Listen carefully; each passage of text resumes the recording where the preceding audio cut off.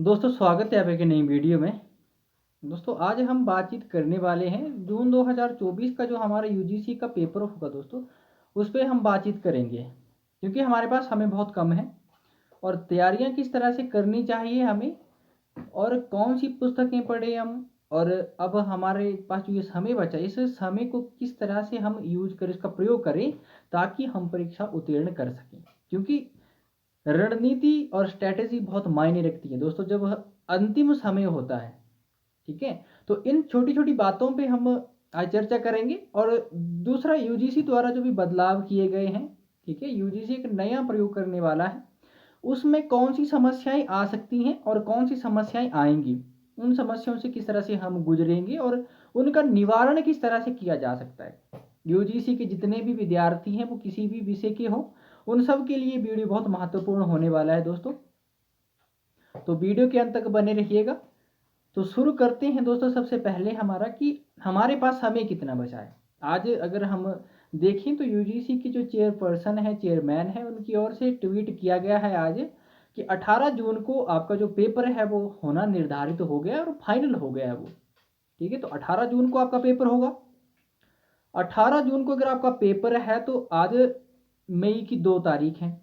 ठीक है, तो आप मान के चलिए कि आपके पास 45 दिन है सिर्फ। ठीक है, सिर्फ 45 दिन आपके पास बचते हैं। तो 45 दिनों को आप किस तरह से अपनी रणनीति बनाएं और किस तरह से स्ट्रैटेजीज बनाएं। दोस्तों सबसे पहले आपके पास सिलेबस होना चाहिए इस समय। अब सिलेबस अपने पास रखिए और आप देखिए कि आपकी जो 10 यूनिटें हैं उनमें से कौन सी यूनिटें आपके लिए बहुत ईजी हैं, ठीक है, और कौन सी यूनिटें जो आपकी थोड़ी टफ लग रही हैं। और ये भी देखना है आपको कि जो प्रीवियस ईयर क्वेश्चन पेपर हैं उनमें से कौन सी यूनिट से वो प्रश्न पत्र ज़्यादा बने हुए थे और किस तरह के प्रश्न पत्र बने हुए थे, उनको सोल्व करने की कोशिश कीजिए। ठीक है, तो ये सारी चीज़ें होती हैं अब अंतिम समय में। ठीक है, और रिवीजन जितना जल्दी हो सके उतना रिवीजन शुरू कर दीजिए जल्दी जल्दी। ठीक है, सिलेबस को एक बार पढ़ने के बाद आपने पढ़ भी लिया होगा, बहुत सारी पुस्तकें आपने रखी होंगी, तो उन सारी पुस्तकों को अब उनका साइड में कर दीजिएगा। जो महत्वपूर्ण पुस्तकें हैं उनको अपने पास रखिएगा। ठीक है, और previous year question paper solve करने की पूरी कोशिश कीजिए। ठीक है, ये पहले पेपर के लिए भी है और दूसरे पेपर के लिए भी है। तो इस तरह से आप खुद की रणनीति बनाते रहिए। और दूसरी बात, नोट्स की अगर बात करें, अगर आपने नोट्स बनाए हुए हैं तो एक आध पुस्तक अपने पास रखिए जो गाइड होती हैं। ठीक है, गाइड जिस तरह से होती हैं, सीरीज जिस तरह से होती हैं, अब अंतिम समय में ये सारी जो विकल्प होते हैं यही रहते हैं हमारे पास, तो उनको रखिए अपने पास। तो ये होता है दोस्तों समय। ठीक है, और मैनेजमेंट किस तरह से करनी है आपको, ये सब चीज़ें यहाँ पे बहुत महत्वपूर्ण होती हैं। ठीक है, दूसरी बात, यूजीसी के बदलाव भी हैं जिन पे हम बातचीत करेंगे। अब आपका जो पेपर है वो किस तरह से होगा, ऑफलाइन आपका पेपर होगा। इससे पहले जो ऑनलाइन पेपर हुआ करता था 2018 के बाद। ठीक है, और अब ओएमआर सीट पर आपका पेपर होगा। इसमें आपका एक ही बार आप उसको टिक कर पाएंगे प्रश्न को। जैसे ऑनलाइन पेपर हुआ करता था तो कंप्यूटर में हम एक बार देख लेने के बाद उसको दोबारा से ऑप्शन चेंज कर सकते थे, परंतु अब यहाँ पे इस तरह से कुछ भी नहीं होगा। ठीक है, तो इसको हम चेंज नहीं कर सकते हैं। ठीक है, ये बहुत एक बड़ा बदलाव है, आपके लिए इसका ध्यान रखना होगा। ठीक है, कि किस तरह से ओएमआर सीट पर हम अपना पेपर दें। तो ये छोटी छोटी बातें हैं दोस्तों जिनका हमें ध्यान रखना चाहिए और ध्यान रखना भी होगा।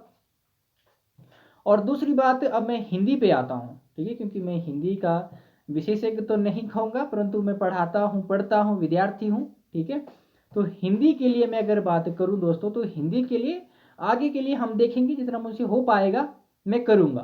परंतु जो सिलेबस होगा दोस्तों आपका, उस सिलेबस के आधार पर मैं आपको एक जो है दोस्तों प्रैक्टिस सेट की आप सीरीज मान के चल सकते हैं। ठीक है, उस सीरीज का नाम भी मैंने तय कर लिया कि उस सीरीज का हम नाम क्या रखेंगे। यूनिट 1 से लेकर यूनिट 10 तक आपको प्रीवियस ईयर क्वेश्चन पेपर जो होंगे, जो पूछे गए हैं पहले, उनका, और दूसरा दोस्तों मैं खुद बनाऊंगा उन प्रश्नों को, उनका मिश्रण करके आपको बताया जाएगी इस तरह से प्रश्न बन सकते हैं और संभावना रहेगी इस तरह पे प्रश्न आने की। तो एक एक यूनिट पे हम 3-3, 400 मान के चलिए, आपके 400 प्रश्नों को हम करेंगे। तो आप मान सकते हैं कि हम 400 प्रश्नों को करेंगे। तो 400 प्रश्नों के सिर्फ मैं उत्तर ही नहीं बताता हूँ, आपको ये पता होगा मेरा कि अगर मैं जब पढ़ाता हूँ तो मैं सिर्फ आपको उत्तर नहीं बताता हूँ कि इसका ये होगा, उसके पीछे की क्या कहानी है उसकी व्याख्या भी करता हूँ साथ साथ।